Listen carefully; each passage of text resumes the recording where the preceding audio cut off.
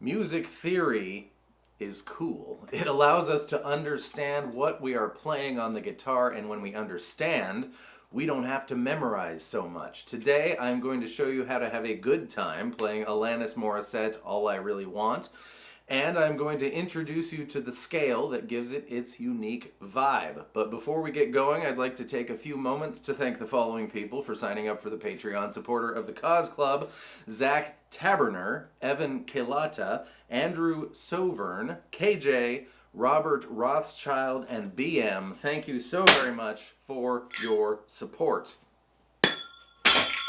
If you would like to find out what that's all about, the link will be in the description. I want to do a little activity here. We're going to look at the A major scale and the D major scale, and we're going to compare and contrast them. It's like 4th grade. Luckily, we have an A string and a D string, so we can view these very literally. We're just going to walk up the strings, and the algorithm for a major scale is whole, whole, half, whole, whole, whole, half, or when would hamsters wield weapons with horses? So, starting on A, now I want you to pay very close attention to what kind of G is in both of these scales.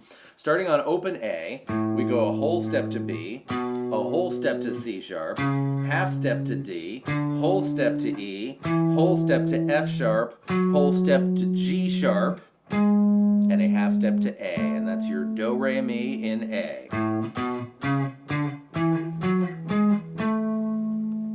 Remembering that A had a G sharp in it, now let's do the D scale. D, whole step to E, whole step to F sharp, half step to G, whole step to A, whole step to B, whole step to C sharp, half step to D.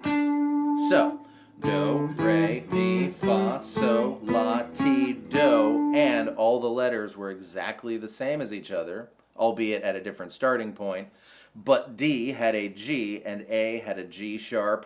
Keep that in mind.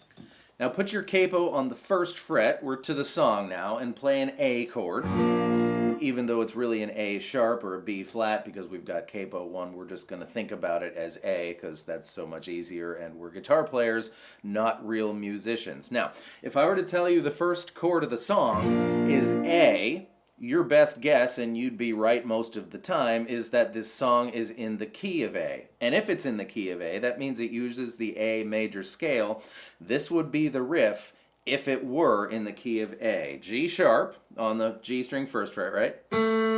A, up to C sharp, D, C sharp, A. So on the G string, 1, 2, on the B string, 2, 3, 2, back to G2.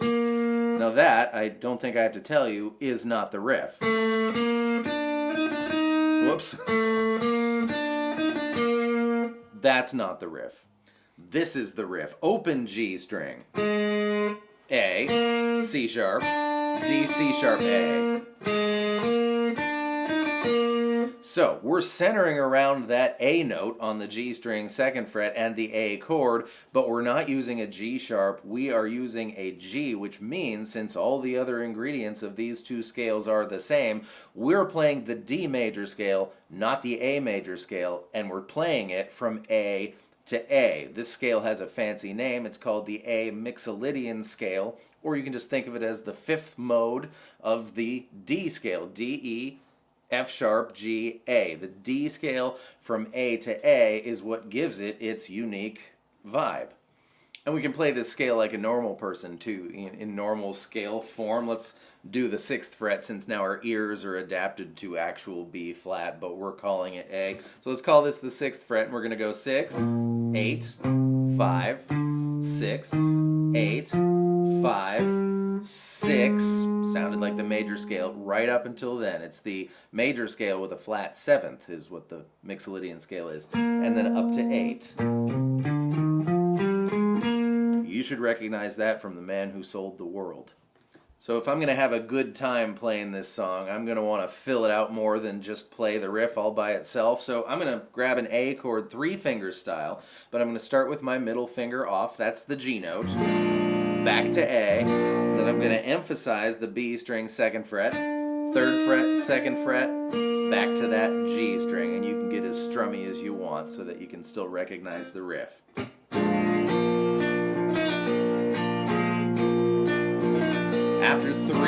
riffs. G, D. And that is your intro and your chorus. The verse is just the A chord, and when you're like the lead guitar player in the band and the rest of the band is taking care of all the, substrates, so to speak, you have much more leeway to just play some notes, and that's what happens. He's noodling around on the A Mixolydian scale.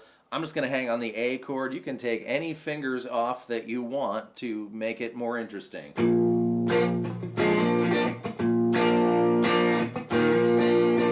can do the whole thing.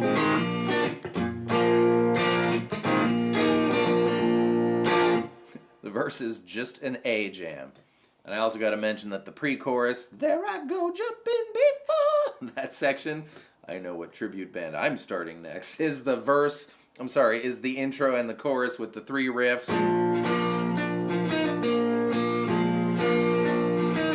Followed by G, D. And that riff continues with, the lead guitar player during the G and the D chord. But we have to make a choice, and I'm going to play the G and the D chord if I'm going to have a good time. So, wow, gutsy that the first track on the first album of what continues to be an illustrious career is mostly, almost just one chord droning on the whole time. But when we get to the bridge, forget about me, let's talk about you for a minute. It's C, D, sorry, enough about me, C, D. One more time, C, D, back into, you guessed it, the riff.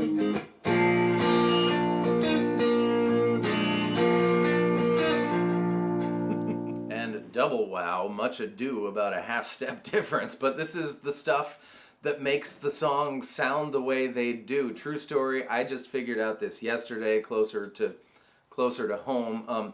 I've been walking around all day, every day, thinking Jeremy was in 2 keys, A minor and A major, but yesterday I figured out that it is also in A Mixolydian. So look into that, or, maybe wait for a video soon. But thank you so much for being here. I hope that was fun and helpful. If you think that a playthrough would help your learning process, you will find that on my Patreon page. So check that out, and I'll see you next time with more stuff.